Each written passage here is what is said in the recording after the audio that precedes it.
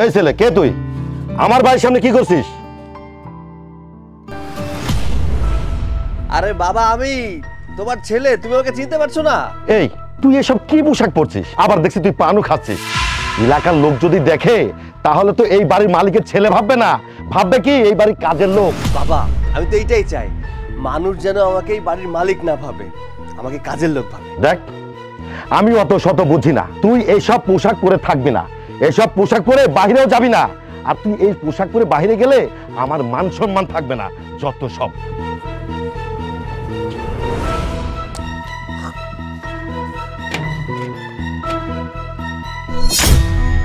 এই কি সৈকত, তোমার এই অবস্থা কেন? তুমি এভাবে দাঁড়িয়ে আছো যে? আরে তুলি, তুমি চলে আসছো, চলো চলো ভেতরে চলো। ওয়েট, একদম আমার ধরার চেষ্টা করবে না। আগে তুমি আমাকে এটা বলো, তুমি এই পোশাকে কেন? তুমি না এই বাড়ির মালিক? বাড়ির মালিক হয়ে তুমি কাজের ছেলের পোশাক পরে আছো, আবার তার মধ্যে তুমি কেমন করে পান খাচ্ছো। ইস, ছি ছি ছি, ঘৃণা লাগতেছে।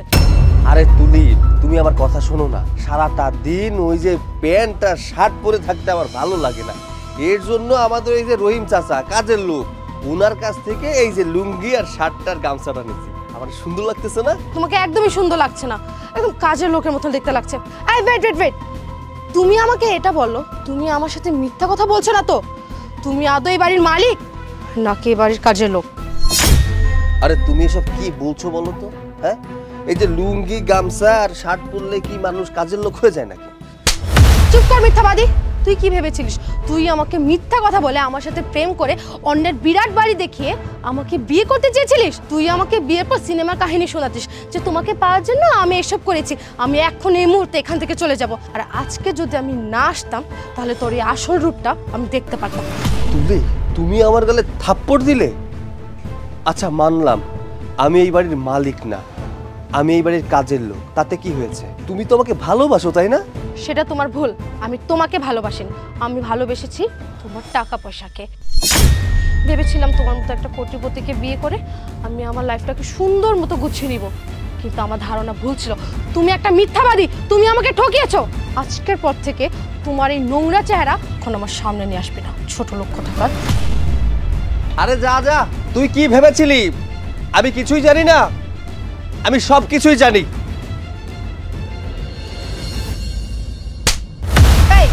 তোকে না কত করে বলেছি যে আমাকে ফোন করে বিরক্ত করতে না, তারপরও তুই আমাকে বারবার ফোন করে বিরক্ত কেন করিস? হ্যাঁ, তোকে না বলেছি যে আমি তোর সাথে সম্পর্ক রাখবো না, তোর সাথে ব্রেকআপ। তুলি, তুমি এসব কি বলছো? তোমার সাথে আমার রিলেশন, এটা আমার ফ্যামিলি থেকে শুরু করে বন্ধু বান্ধব সবাই জানে। তাদের কাছে আমি কত বড় মুখ করে তোমার কথা বলেছি, আর তুমি আমার সাথে ব্রেকআপ করতে চাইছো? আমি তাদের সামনে লজ্জায় মুখ দেখাতে পারবো না। তুই লজ্জায় মুখ দেখাতে পারবি না নাকি আমি সবার সামনে লজ্জায় মুখ দেখাতে পারবো না?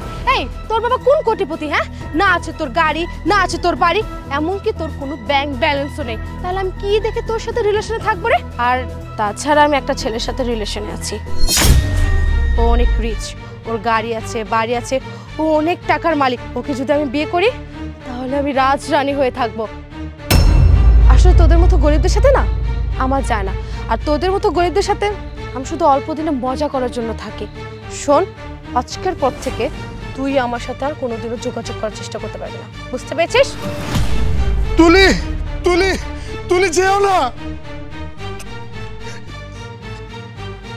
আমি এটা কি করলাম? একটা বাজে মেয়ের সাথে সম্পর্ক করে আমি আমার জীবনে কতটা সময় নষ্ট করে ফেলেছি, আমার লেখাপড়াটা নষ্ট করে ফেলেছি, আমার পরিবার বন্ধু বান্ধব সবার সামনে আমি হাসির পাত্র হয়ে গেছি। না না, আমি আমার এই জীবন রাখবো না। আমি ঘুমের ওষুধ খেয়ে আমার জীবনটাকে শেষ করে দেব। আরে ভাই, আপনি এটা কি করছেন? একটা সামান্য মেয়ের জন্য জীবনটাকে নষ্ট করে দিচ্ছেন। আপনি কে ভাই? এখানে আপনি কেন এসেছেন? আমাকে মরতে দিন। আমি আড়াল থেকে আপনাদের সমস্ত কথা শুনেছি। আচ্ছা, ওই মেয়েটা আপনার কি হয়? আপনি তো তাহলে সবই শুনেছেন, আর এতক্ষণে এটাও জেনে গেছেন এই মেয়েটা আমার গার্লফ্রেন্ড ছিল। ও লোভী, বাজে একটা মেয়ে। ও এতদিন আমার সাথে রিলেশন করে আমার টাকা পয়সা খেয়ে এখন আরেকটা বড় লোকের ছেলে ধরেছে, আমার টাকা পয়সা খেয়ে ওর কাছে চলে গেছে। মেয়েটা চলে গেছে বিদায় নিজের জীবন শেষ করে দিতে হবে নাকি? ছি ছি ছি ছি, তুলি এতটা খারাপ এই ছেলেকে ছেড়ে আমার সাথে রিলেশন করছে? কি আপনার কাছে গিয়েছে? ভাই ভাই সাবধান, এই মেয়েটা যে ছেলের জীবনে যায় ওর জীবনটা একেবারে শেষ করে ফেলে, নরক বানিয়ে দেয়। কিন্তু ও আমার সাথে পারবে না। একটা ছেলের জীবন নষ্ট করার অধিকার ওকে কে দিয়েছে? ওকে আমি উচিত শিক্ষা দিয়ে ছাড়ব। ভাই আপনি চলে যান। আর হ্যাঁ, এই সামান্য একটা মেয়ের জন্য নিজের জীবন শেষ করার কোনো প্রয়োজন নেই। আপনি নিজেকে প্রতিষ্ঠিত করুন, দেখবেন এরকম হাজারটা মেয়ে আপনার পেছনে ঘুরবে। চলুন।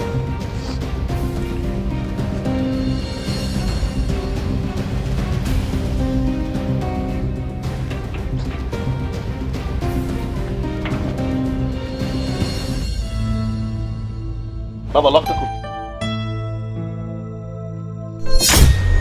আর বাবা কি হলো, ব্যথা পাওনি তো? আচ্ছা জুতা আমি লাগিয়ে দিচ্ছি। বাহ বাহ বাহ, কি সুন্দর। তা এখন কি বাসা বাড়ি কাজ ছেড়ে মানুষের জুতা পরিষ্কার করে দেওয়ার কাজ নিয়েছিস নাকি? যদিও তোকে এই কাজটা খুব ভালো মানিয়েছে, আর মানানোই কথা, কারণ তোর মতো ফকিনীরা এর থেকে ভালো কোনো কাজ পাবে না। সৈকত, এই মেয়েটা তোর সাথে কথা বলার সাহস পায় কোত্থেকে? এই মেয়ে, তুমি কার সাথে কিভাবে কথা বলছো? আঙ্কেল, আমি ওকে খুব ভালো করে চিনি আর খুব ভালো করেও জানি। ও আসলে একটা বাসা বাড়িতে কাজ করে, একটা বাড়ির কাজের লোক, আর ওর সাথে কেমন ব্যবহার করতে হয় সেটা আমার খুব ভালো করে জানা আছে। এই মেয়ে, দাঁড়াও, ওকে বলতে দাও, বলো। আঙ্কেল, আপনি যদি এই প্রতারকটাকে আপনার বাসার কাজের লোক হিসেবে রেখে থাকেন, তাহলে খুব শীঘ্রই এই ছোট লোকটাকে আপনার বাসা থেকে বের করে দেন। আপনি জানেন না ছোট লোকটা কত বড় প্রতারক, কত বড় মিথ্যাবাদী। ও আমাকে মিথ্যা আশা দিয়ে আমার সাথে মিথ্যা অভিনয় করে সে আমাকে তার পরিচয় দিয়েছিল তার বাবা নাকি অনেক কোটিপতি, তার বাবা নাকি অনেক টাকা পয়সা আছে। আর যখনই ওর কথা শুনে আমি ওর বাড়িতে গিয়েছিলাম, তখনই ওর বাড়িতে গিয়ে দেখি ও যে বাড়িতে থাকে সেই বাড়ির কাজের লোক।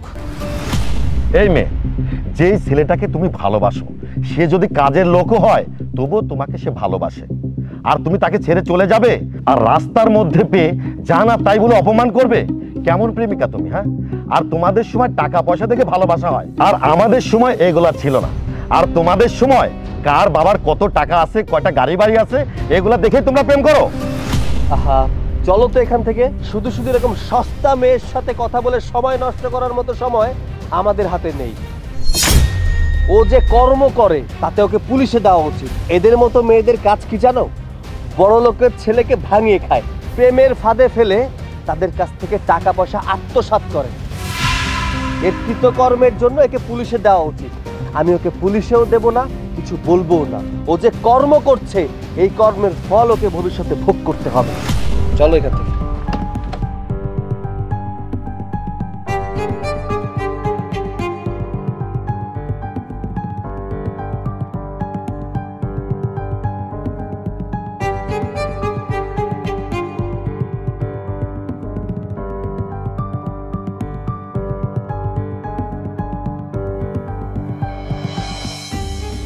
কি ব্যাপার, সামান্য বাড়ির কাজের লোক হয়ে এত সুন্দরভাবে গাড়ি চালাচ্ছে? আমার তো মাথা কিছুই কাজ করতেছে না। যাক, আমার আর এসব দেখে সময় নষ্ট করার দরকার নেই। আমি এক কাজ করি, এখন আরেকটা বড় লোক মুরগি দেখে খুঁজে ওর কাছে যাই, পটাই। ইভা ম্যাডাম, বাগান বাড়ির সবকিছু ঠিকঠাক আছে তো? কি যে বলেন না শিপু সাহেব, আমি থাকতে আপনার টেনশন কিসে? সব কিছু ঠিক আছে, টেনশনের কোনো কারণ নেই। আচ্ছা আচ্ছা, না তারপরে অনেকদিন পরে বস আসবে তো তাই জিজ্ঞেস করলাম। আচ্ছা ওই সাইডে এই তো স্যার চলে এসেছে।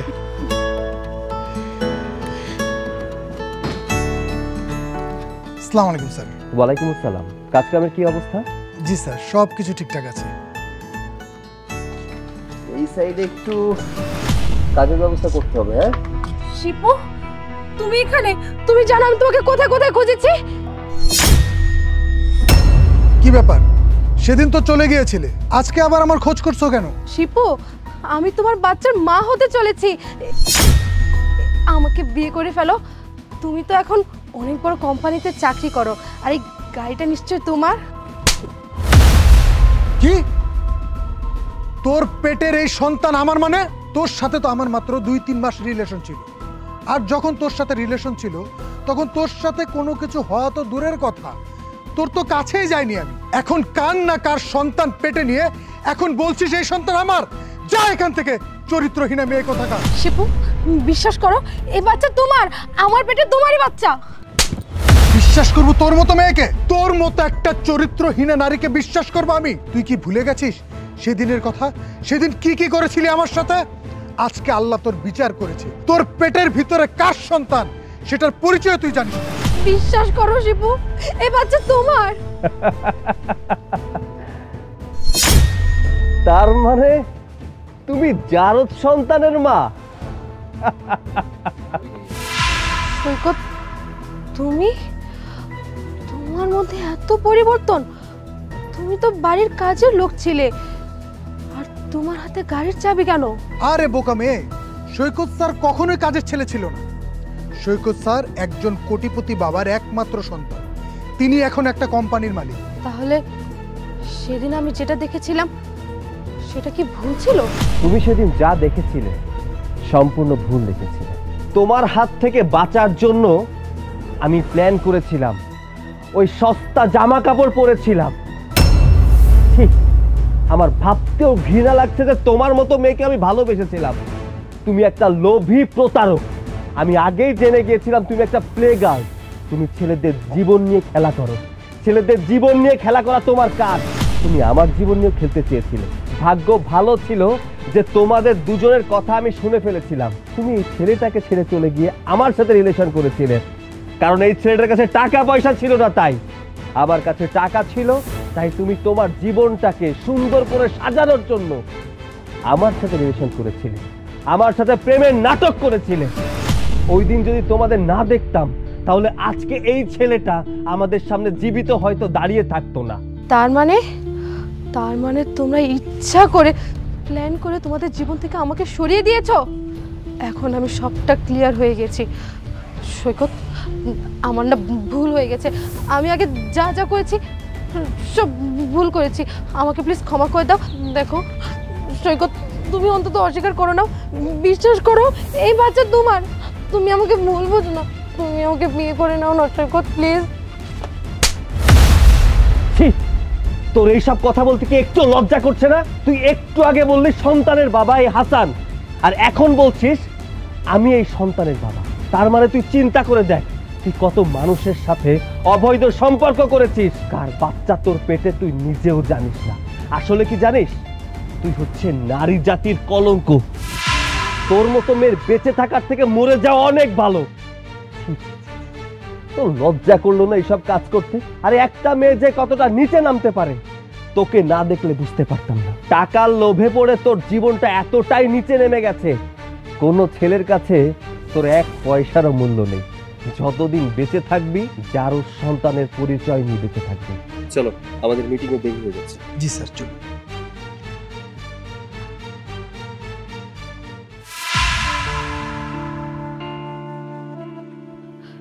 তাহলে তো এখন সবাই আমার এই সন্তানটাকে জারুক সন্তান বলবে। না না, আমি আর এই জীবন রাখতে চাই না। এর থেকে ভালো আমি নিজেকে শেষ করে দেব, আমি মরে যাব।